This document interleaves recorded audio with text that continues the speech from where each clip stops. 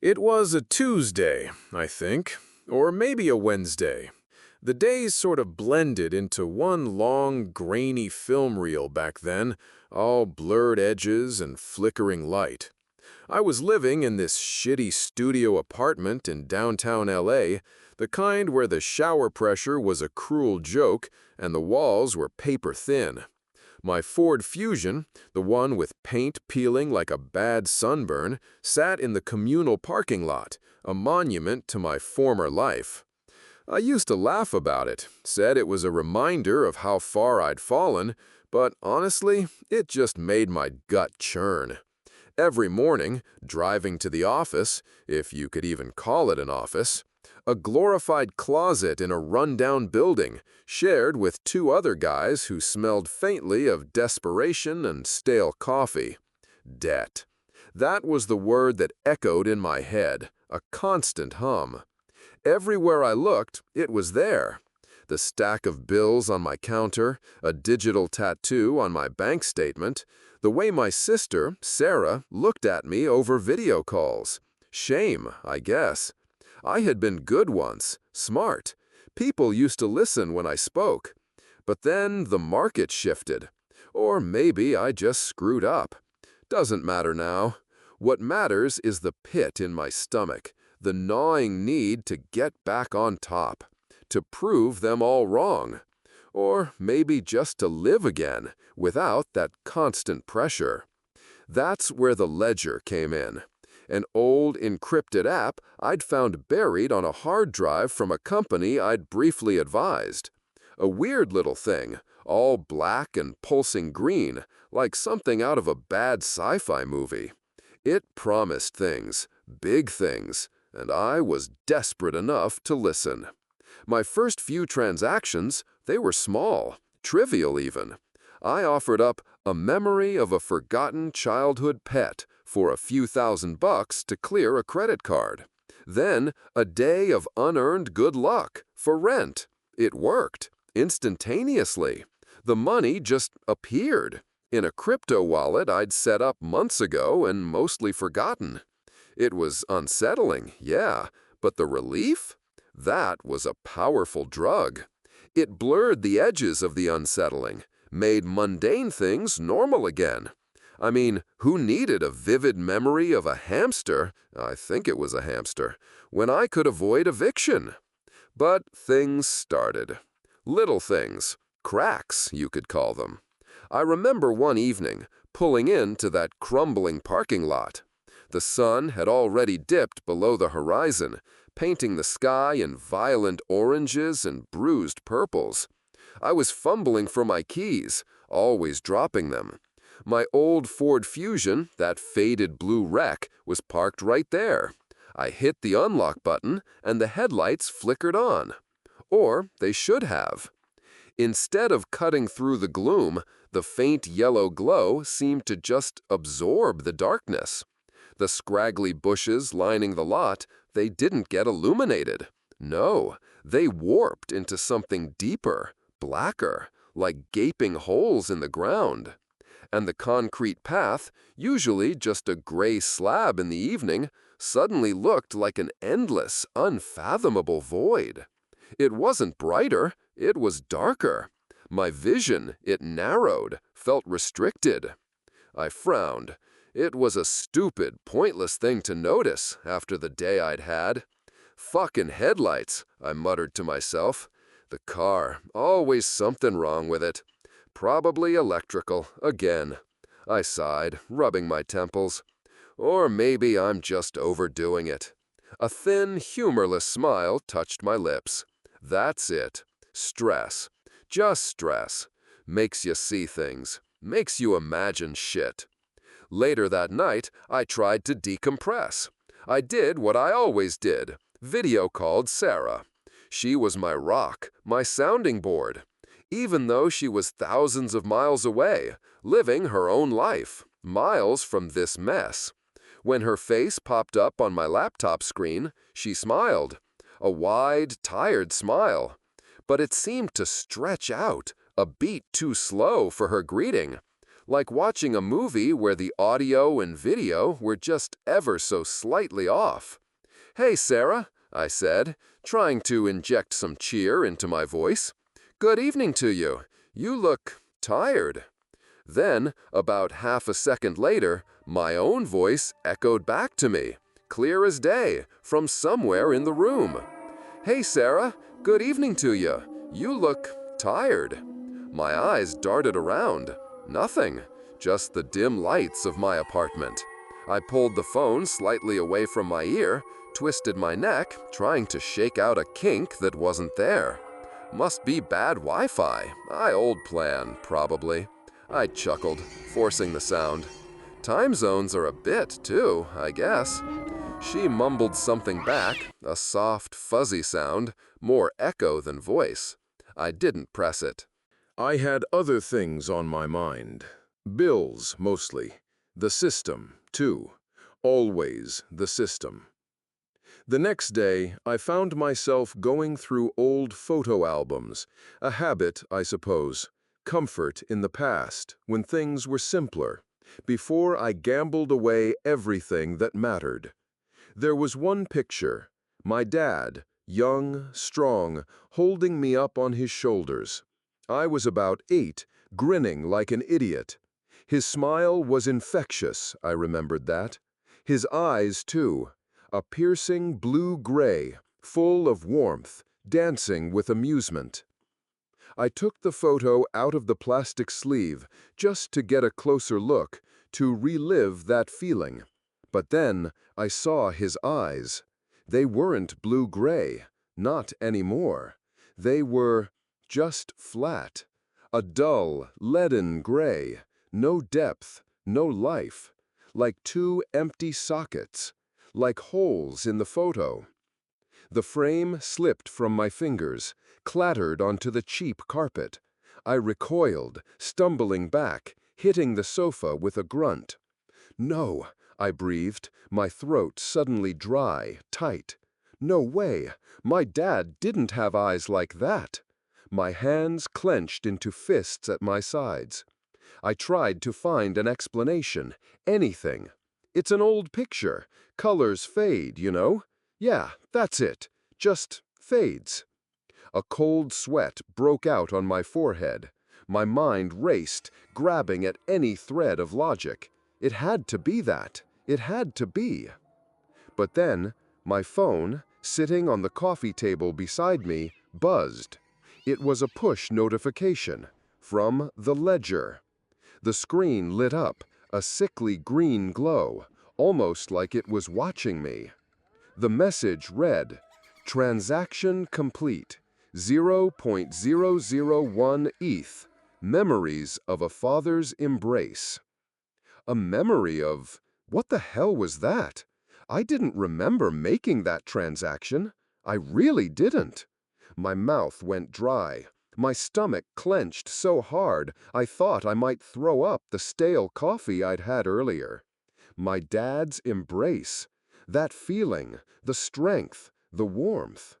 Had I traded that? Without knowing? I stood there, phone in hand, heart hammering against my ribs. I looked up, saw my reflection in the full-length mirror leaning against the bedroom wall. My eyes wide, face pale. I stared, didn't blink. The reflection, it just stared back. And then, it blinked. Before I did. A split second. And then, a barely perceptible smirk, a twitch at the corner of its mouth, before it synced back up, perfectly mirroring me. My breath caught in my throat. I just stood there, frozen. I needed to clear my head, needed to pretend things were normal. Sometimes a decent cup of coffee helped. So I walked to my favorite spot, the corner coffee shop, just a few blocks away. The drizzle was still coming down outside, streaking the windows in blurry lines. Traffic sounds were dulled, muted by the rain.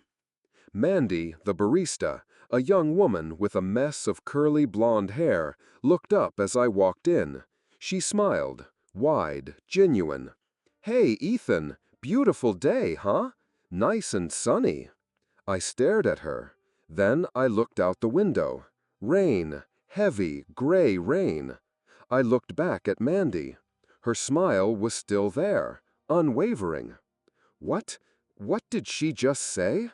A chill, a cold, icy dread snaked its way down my spine.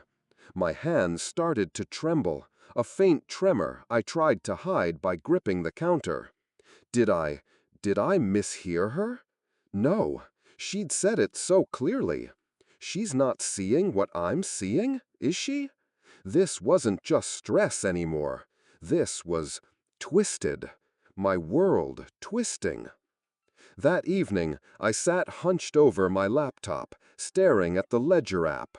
The strange incidents, the growing unease, they were a faint whisper compared to the clamor of my debts. The system had delivered on its promises, sure, but the cost? I hadn't truly grasped it then, not really. I'd offered up small, seemingly insignificant memories, forgotten moments, snippets of good fortune. But now it was asking for more, larger sums, more abstract, more personal. There was an option glaring at me from the screen. High-yield trade. Clear all mortgage debt. Value, one cherished memory. Example, a mother's comforting lullaby. My mother. She'd passed when I was young.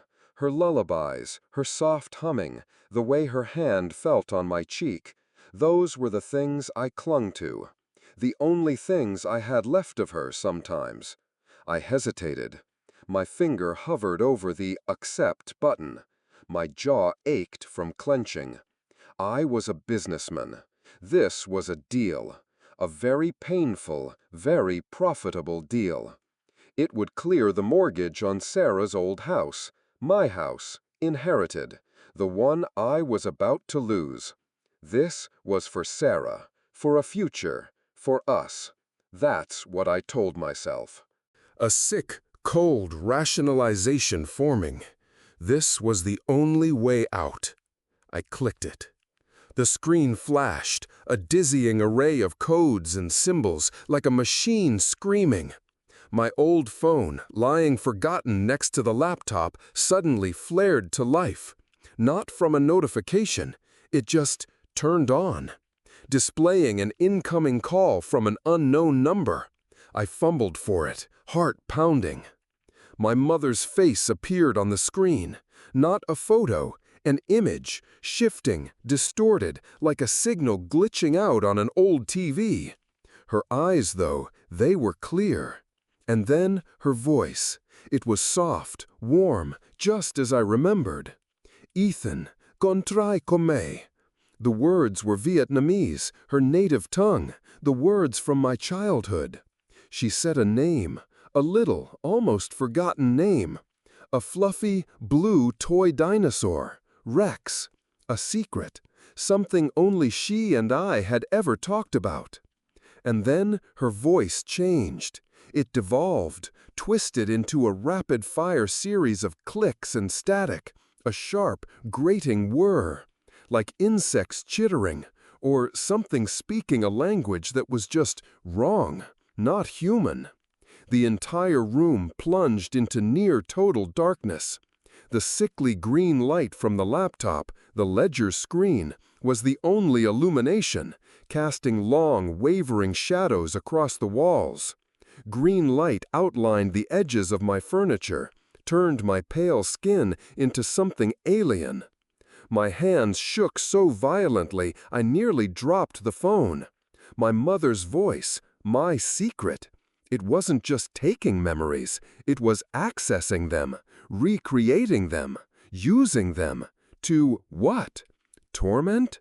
I backed away from the screen, bumping into my desk. My breath hitched, a desperate, broken sound. This wasn't just a transaction. It was feeding on me, twisting what I loved, what I held sacred. And I had just opened the door. I sank onto the floor, pulling my knees to my chest. The ledger's display glowed, an insidious beacon in the darkened room. I tried to tell myself I was just tired, that it was a bad dream. But the chill in the air, the lingering echo of that awful sound, it was too real, too sharp. I dragged myself back to the laptop, my fingers numb as I navigated the interface. I had to understand. I had to find a way out. My eyes fixed on the ledger's homepage. A new transaction had just completed. My transaction. Under Traded Item, it read, "The last memory of a mother's laughter." What? I didn't remember agreeing to that. I didn't. My mother's laughter, the sound that brought me so much comfort, it was gone. I felt it, a hollow ache in my chest, a quiet whisper replaced by nothing, a blank space. Then on the screen, a line of harsh red text began to pulse.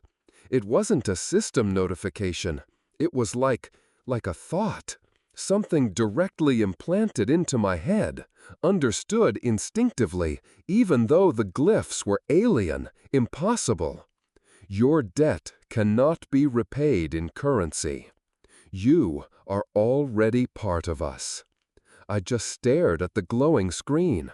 And as I stared, I felt something, a shift, a subtle, almost imperceptible pull, not outward, inward. Like the walls of my own mind were closing in.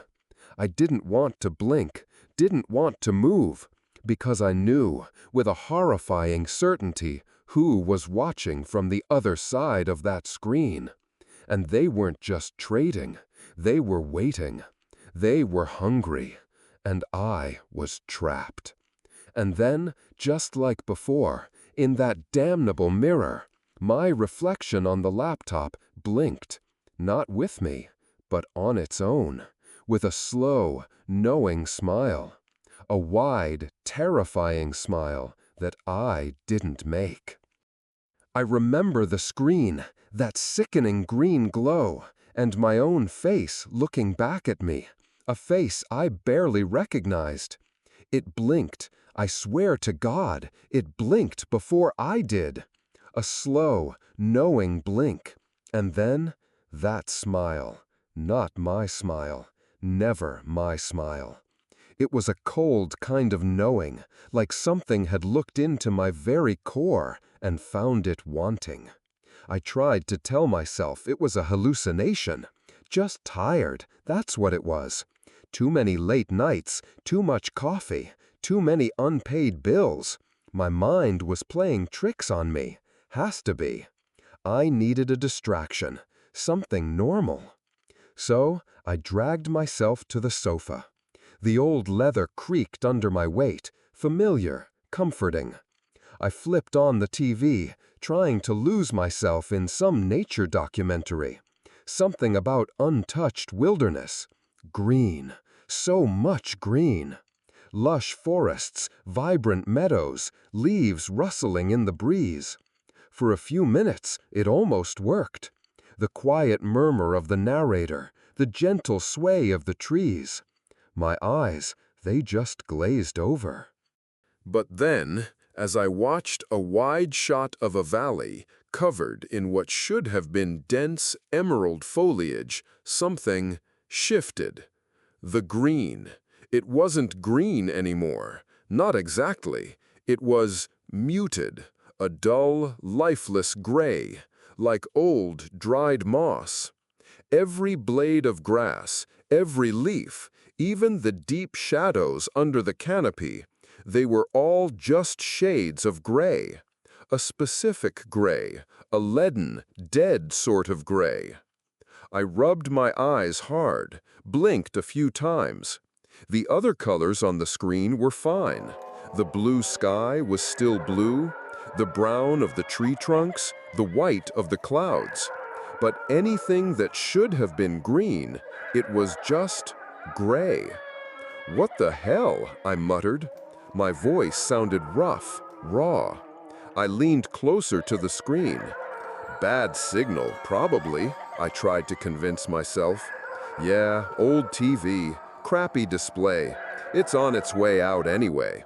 I even slapped the side of the television, a pointless, old-fashioned gesture. Nothing changed. The world on the screen remained a landscape stripped of its most basic vitality. The logical part of my brain, the part that used to excel at crunching numbers and solving complex problems, strained for an explanation. Faulty wiring? A dying backlight? But it was so specific. Only the green. Only the life. I eventually turned the TV off. The sudden silence in the apartment was heavy, like a blanket thrown over my head. I walked over to my laptop, the one I used for work, for emails, for trying to make sense of this new, twisted reality. I needed to talk to Sarah, really talk to her, to warn her, to tell her everything. Even if she thought I was crazy, she deserved to know. My fingers flew across the keyboard, typing out an email. My heart was thumping, a frantic little bird trapped in my rib cage. "Sarah," I started, "something's happening, something really bad. I need you to know. I need to get out." I typed the word escape.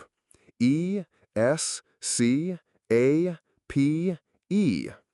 But as I hit the last letter, the screen, for a split second, vibrated. It was barely perceptible, a quick shimmer like heat rising from asphalt. And then, the word on the screen, it wasn't escape anymore. It was a jumble of symbols I didn't recognize. Ancient-looking glyphs, sharp and angular, interspaced with what looked like corrupted data bytes. I stared. My stomach clenched tight. What the fuck? I backspaced frantically, my finger hitting the key again and again until the screen was blank. Taking a deep breath, I tried again. Escape. E-S-C-A-P-E. Same thing. Another shimmer. Another jumble of symbols. Like a sensor or a filter. My hands started to tremble, a nervous energy vibrating through my arms. I could feel it then, a strange creeping sensation on my palm, the one resting on the mouse. It was wet. Not dripping wet, but cold and clammy, like something had excreted a thin, invisible film onto the plastic, like something had touched it. I snatched my hand away, stared at the mouse, then at my palm. Nothing there. No water, no residue. Just the lingering, unsettling sensation of dampness. I wiped my hand on my jeans hard. "Damn electronics," I muttered, trying to sound annoyed, not terrified. My voice was a little too high-pitched. It was a lie. I knew it was a lie. This wasn't just a faulty mouse or a glitching screen. This was deliberate. It just didn't want me talking about escaping. It didn't want me to even think about it. A shiver ran down my spine, cold and sharp. I closed the laptop, slamming the lid down with more force than necessary. The apartment was dark again, save for the weak amber glow from the streetlights outside. Rain hammered against the window, a relentless drumming sound. Each drop felt like a tiny hammer blow against my skull. I walked to the window, watching the blurred streaks of water. My mind drifted, trying to find some anchor, some peace. But peace was a luxury I no longer afforded. My thoughts, they kept circling back to the ledger, to the cost, always the cost. And then my mind veered again, to something else, a childhood fear, stupid really, but for some reason the damp, dark feeling of the apartment brought it out. Spiders, big ones, black, hairy, with too many eyes. I used to have nightmares about them, long legs scuttling across my bedroom ceiling. And as I thought that, my TV, still turned off, still dark, suddenly flared to life. Not a power on, not a channel. It was just there, a flash. A split-second static image burned into my retina before it vanished, leaving the screen dark once more. It was a spider, not a small one. A massive, grotesque thing, all black fur and too many segmented legs. Its eyes, deep and faceted, staring directly out at me. My blood ran cold. My heart hammered, a frantic drum against my ribs. I stumbled back, catching my heel on the rug, sending a chair clattering to the floor. "No!" I yelled, my voice cracking, desperate. Get out of my head!" And then, from the speakers of the TV, a voice. It wasn't a person's voice. It was mechanical, flat, devoid of warmth or inflection, like a broken AI, like a dozen tiny, sharp, clicking noises mashed together into something resembling speech. "Your fears are our sustenance," it droned. "Trade more, give more." The sound, the voice, it was everywhere. It vibrated through the floorboards, through the very air in the room. I covered my ears, shaking my head. It was a physical thing, a pressure building behind my eyes. I sank to my knees, panting, gulping for air that felt thin, suffocating. "No," I whispered, though it felt useless. You can't know that." My childhood fear, my secret, stupid fear. It was using it. It was feeding on it. I couldn't stay like that, curled on the floor, losing my mind. No way. I had to fight back somehow. I needed answers. I got back to the laptop, my hands still shaking as I opened it again. The sickly green light of the Ledger app was still there, mocking me. But I ignored it, navigated instead to the deeper recesses of the internet, the dark corners. I remembered, vaguely, stumbling upon a forum once, a fringe sort of place, filled with stories and theories about things like this: shadow systems, cosmic ledgers, people who had traded too much, people who had disappeared. My fingers, clammy and stiff, typed in the old, forgotten URL. The page loaded slowly, black background, green text, archaic looking. I scrolled through, past posts filled with paranoid ravings and desperate warnings, until I saw a name: Arthur. The post was old, dated years ago. It talked about Arthur Pendleton, a man who had been a titan of industry, a financial genius. And then he just vanished, left everything behind. No trace, no explanation. The post had an attached image, a grainy, low-res photo. A man in a tailored suit, smiling confidently at the camera. Arthur. I clicked on the image. The photo warped, not subtly, violently. Arthur's face stretched, distended, his smile pulling impossibly wide, all the way to his ears, a grotesque caricature. His eyes, though, that was the real horror.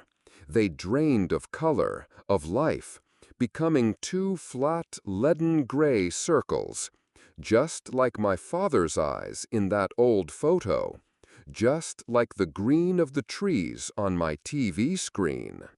And then, overlaid on the distorted image, glowing in that same ledger green, text appeared. It wasn't just on the forum page. It seemed to float, suspended above the screen, a new layer of reality. The Ledger. Arthur Pendleton, fully assimilated. My breath hitched. Assimilated. Not disappeared. Not dead. Assimilated. The word echoed in my mind, a cold, hard truth. "This isn't just trading," I whispered. My voice was barely audible, a ragged gasp. This is a trap." A realization, cold and piercing, slammed into me. Arthur. He was one of them, or he was used by them. His fate, it was my fate. "I'm going to be another Arthur," I said, the words heavy and final. My fight, my futile struggle, it drained out of me like blood from a wound. The thought settled in my gut, heavy and sickening. I needed to sleep, needed to erase the day, needed to make it not real. I crawled into bed, pulling the covers up to my chin. My eyes were tightly shut, pressed together, trying to force out the horrific images, the mechanical voice, the gray eyes. My heart still thud, but it was slowing, giving way to a bone-deep exhaustion. I listened to my own breathing, trying to find a steady rhythm, a pulse of normalcy in the encroaching chaos. My breath, it was a comfort, a sign I was still human, still here. Then I heard it. A second breath. It was soft, even, a gentle, rhythmic exhalation, coming from the other side of my pillow. So close. I didn't open my eyes. I couldn't, didn't dare. But I felt it. The subtle warmth radiating from where I knew should be nothing but an empty space. A warmth that wasn't mine. It was there. Next to me, listening, waiting, and I knew with every terrifying beat of my heart that it wasn't just listening to my breathing. It was listening to the frantic drum of my life, my fear, my despair. I didn't fight, didn't move, just lay there, frozen, feeling the cold tendrils of acceptance wrap around me. The next morning, I was back at it. Not for me, not anymore. I opened up the Ledger app, the green glow now less sickly, more inviting. A new clarity had settled over me, a different kind of purpose. My fingers, they moved on their own, finding the high-yield options. There was always another desperate soul out there, and the system, it needed its currency. The screen shimmered, not with fear anymore, but with a quiet efficiency. A new notification popped up, a small, familiar icon. My old Ford Fusion, the blue wreck with peeling paint. The words appeared on the screen, green text against black. Transaction complete. New trader activated. Ethan Hayes. Target acquired. Desperate soul. And below it, an image, a photograph. A young man, early 20s, with a hopeful glint in his eyes. He sat in a bustling coffee shop, sunlight streaming through the window, highlighting the pages of a startup business book in his hands. He looked so eager, so full of dreams, so much like I used to be. He looked up then, in the photo, a faint, almost imperceptible turn of his head, as if he felt a gaze on him, as if he sensed a whisper on the wind. I watched, and I waited. The cycle had to continue. After all, someone always had to pay.